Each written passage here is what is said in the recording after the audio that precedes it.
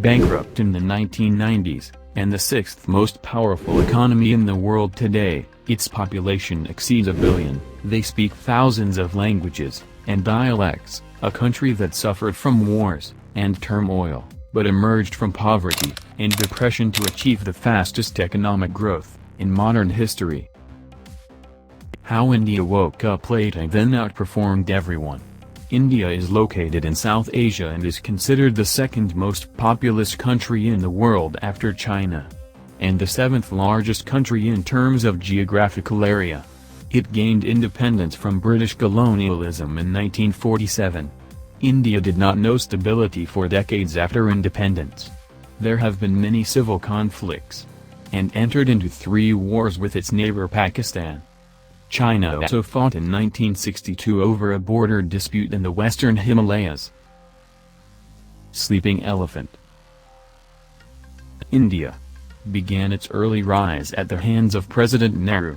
But it was a timid renaissance, as this renaissance depended on investing state resources in industrialization, to cover the needs of the local market only, while neglecting global competition in foreign markets. These policies continued until the 90s of the last century with the passage of the following governments. Its basis was to follow closed socialist policies, where the economy depends on the state only and neglect of the private sector. And this is what made the state unable to respond to international economic developments and the nature of foreign capital and transcontinental companies. India remained closed in on itself and the poverty rates increased dramatically. Above all, India will be subjected to 2 major blows, politically and economically, in 1991. These 2 strikes will awaken the Indian elephant from its slumber. First shock. A great shock after the assassination of Prime Minister Rajiv Gandhi, the youngest Prime Minister in the history of India, and the last of Indira Gandhi's children, was killed in 1991. Consequently, none of Gandhi's sons remain who could take charge of the state. Second shock. In the same year, New Delhi was suffering from the largest economic crisis in its history. There was a significant shortage of the state's foreign exchange reserves, to less than $1 billion.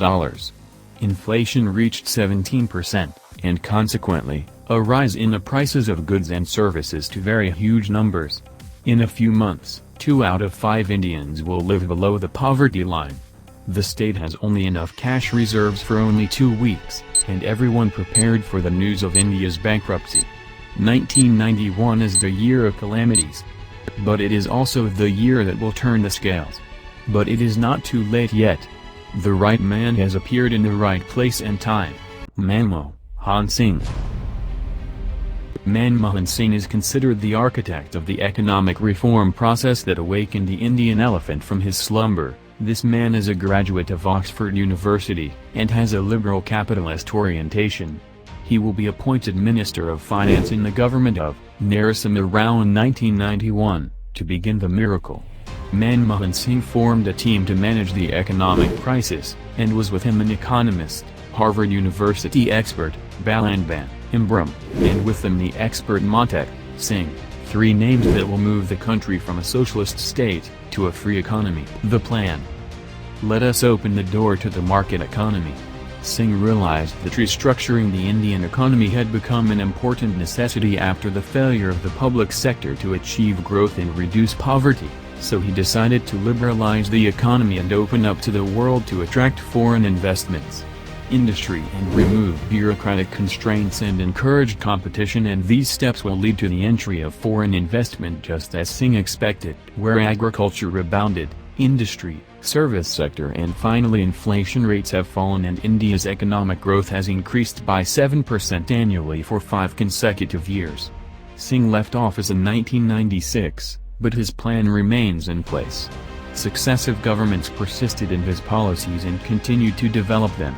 Within 10 years, the state's dominance over the economy declined, markets were opened to foreigners for investment, and many government companies were privatized in the sectors of heavy industries, communications and services. After that, the country was able to bring in a lot of large transcontinental companies in various fields such as pharmaceuticals, mining and space technology. Let's support small businesses. The modern state of India focused on supporting small projects, because they do not need a large capital to establish them, and also help in providing many jobs for citizens. Where the state assisted small companies with loans and tax exemptions in addition to providing export facilities and air freight. Where these policies doubled the size of entire industrial production. Let's produce everything. India, which was dependent on the local market only, now manufactures everything from chemicals and textiles to transportation equipment, construction, diamonds, handicrafts and agricultural products. Services, technology and software industries are the most important economies of the country, with annual exports of up to $50 billion. India entered all industries until it reached the production of weapons and nuclear technology and above all the film industry, Bollywood empire.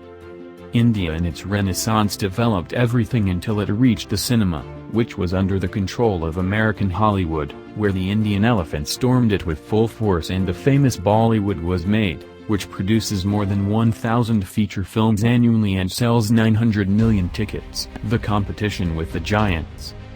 India is an example of poor countries that have been able to work on increasing the national product and reducing the number of the poor through the development of agriculture and industry and the development of the educational level.